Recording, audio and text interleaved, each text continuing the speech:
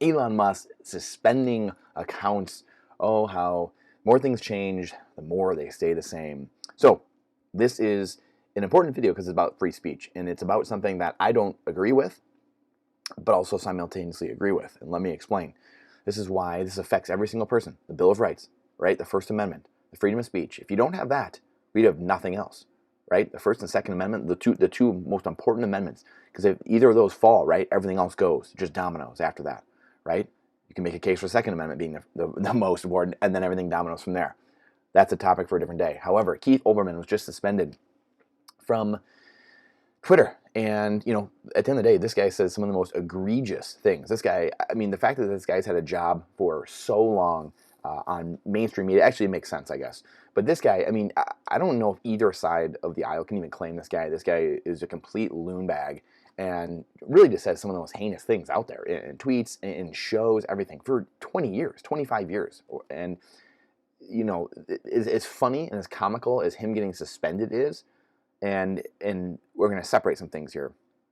Like, I don't know if this guy is a good person. Like, there's a lot of questions about him actually being a good person or not, and just his actions are what have shown otherwise for being a good person. So and this is factual, right? It's just out there. Any sane human being, 95% of us, can actually go and look at for ourselves. So just go look it up. I'm not even going to put his tweets here. I'm not going to put any of this stuff here. I guess you can't even see him anymore. Go look up his content on YouTube, stuff like that. Go research him and this guy's demeanor, the things he's done over the years to people of all ilks, people in power and not in power, just disgusting. So, as bad as someone can be, I don't believe they should be canceled. Now, in saying that, again, I'm not going to get into the privacy thing because again, that's a whole other topic. He's showing real-time data or doxing that of Elon's private jet. I believe there should be privacy. So let me know your thoughts in here as well. Please like and subscribe if you like the channel, if you like these kind of videos and what we're doing here. Because again, this is freedom advice, not financial advice, but it's how we can get prepared, grow our wealth, save our wealth, going into the future, this craziness we are entering. And this is part of this. This is the culture where we are in. We have to acknowledge that there are a number of people that know we're in a war. Many people have no idea. They have no idea. They're sitting there clamoring for CBDCs, cheap stimmies, things like that they're all going to have to pay for. Everyone's going to have to pay for. So we need to be in this fight now. Anyone who has any decency, any liberty, life, freedom of speech, freedom to protect yourself, happiness, wants property, anything in their life, wants any of that, takes any of that and holds that as a standard, you have to be in this fight. And again, the privacy issue, again, I have a real big issue. I think people should have privacy. A right to privacy is massive. And it doesn't mean if you are trying to be private that you're doing something wrong. That should just be default, right? Just like innocent until proven guilty. You should just have privacy. And then if you want to selectively, dox yourself, you can do that. That's a whole different fight for a different day. However, my point with all this was kind of a grander point of, again, let me know your comments down below of what you think about Elon taking him out for doxing the private jet location. Again, I don't think that's a great idea. There is a privacy element. There's a security element, obviously, of real-time location of doing that. But the moral of the story of this is freedom of speech. Now, if this was something else that wasn't putting someone else in danger, because again, that's where the slippery slope, where libertarians and conservatives and a lot of different people, anarchists, they have this thing where they all kind of fight, right? But with liberty and where that goes.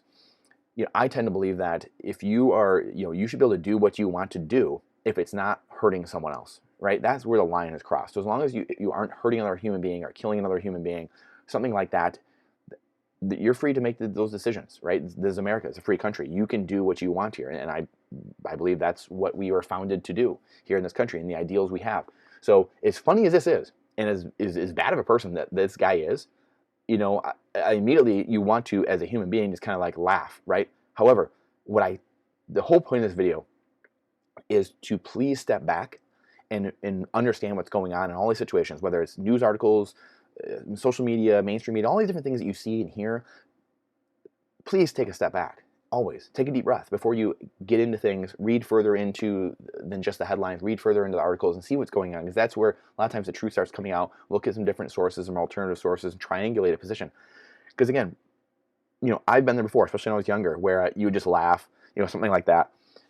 These are very serious matters, and they have long-lasting, far-reaching implications if we do the wrong things, right? So I think there's multiple things going on here. The privacy issue is an issue here that kind of goes into this. If he was just like saying something mean on the internet, Keith Olbermann should not be taken off for that. No one should be taken off for that. People are in jokes and they're saying things. Guess what? That's free speech.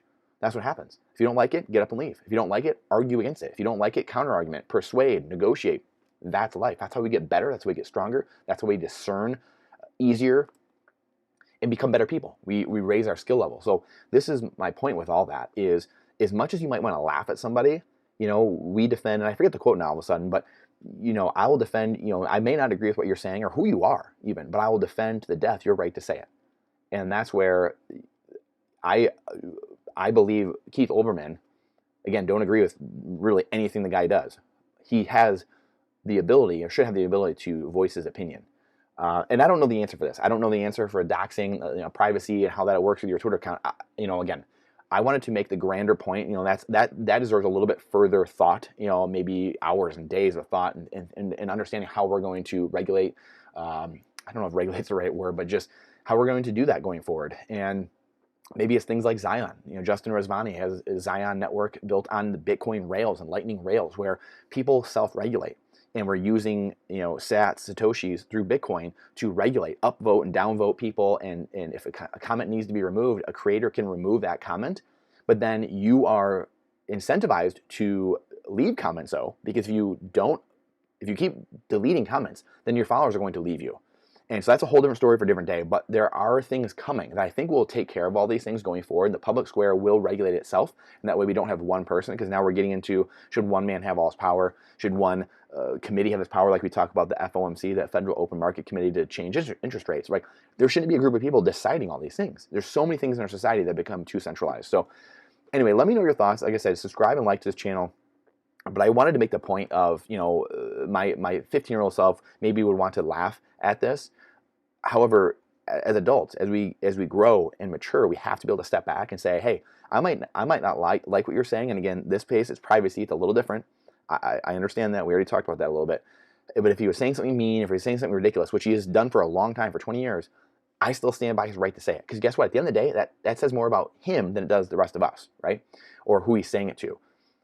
That it's a smoking out technique. You're smoking yourself out by showing your true colors, right? What's the saying? That it's better to just, people to think you're stupid than to say something and actually people know you're stupid. So anyway, I appreciate your time, your energy, your attention. It's the most important asset we have. It's the only finite asset we have besides Bitcoin, right? So please, as I still have not gotten anyone to say anything else that's finite besides time. So please let me know if there's anything else finite besides Bitcoin and time. So I would imagine those are interchangeable. The only two finite things, the perfect trade for each other, trading time for Bitcoin, and that's it. I appreciate you. And the last thing is, just wanted to show, again, you have all these people, I think what's amazing though is we're seeing so much of what's happening now with Twitter. Now the other side seeing it, right? 2 years ago, conservative people generally that bent that way were up in arms, and now people on the progressive side are up in arms, and that's very real. But it's good because it creates competition now in the markets. We see these upheavals at Twitter and different things going on. So people will create different things and new things to compete against each other. When the market then gets a higher standard of living, and a lower cost over time and a better experience. This is what's amazing. And again, Justin Rizvani, Zion Network being built. Jack Dorsey's building something I believe it sounds like as well, which sounds similar to Justin Rizvani's, but I don't know much about it. That's just my 30,000 foot understanding of it. But we are in such an incredible time to be alive. A lot of it though is going to really come down to how can we triangulate truth and understand truth and what's truly going on. So you can see here again, people are loving it and hating that Musk is suspending people. People, again, you should be a self-regulated people. And this is where, again, Justin Rizvani's get Zion, Jack Dorsey's what he sounds like, what Michael Saylor preaches about having verified check marks, orange check marks, where you have to put up a little deposit, a few Satoshis, minimal things, $5, $10, $20, or whatever, to be a part of the network. And because these networks aren't free, they're selling your attention through advertising. That's how they are able to use these things. So I think we're really going to migrate to a new society where we have to pay, a small amount, a nominal amount to use these networks. So that way we aren't beat over the head with advertising and we get a better user experience all around. You're fed advertisements only if you want to, and you're getting paid to experience those advertisements. And, you're also seeing better discourse as well, and ramifications. If you're spamming, ramifications, you're losing money actually if you're spamming or there's bots or you're making really heinous, egregious comments. You're going to be gone and you're going to lose money. So you'll be incentivized. Bitcoin aligns incentives, and that's why it incentivizes peace and not war. So anyway, appreciate you guys. Thank you for watching. If you like this, please like, subscribe, share it with someone that you think might understand or like this, or if they don't as well, and they've been arguing with you about it. Here's another source. So share this with them, and dislike it if you have something, if you think something's wrong, and please let me know what your comments are, what your questions are on this, and what your thoughts are. We'd love to know.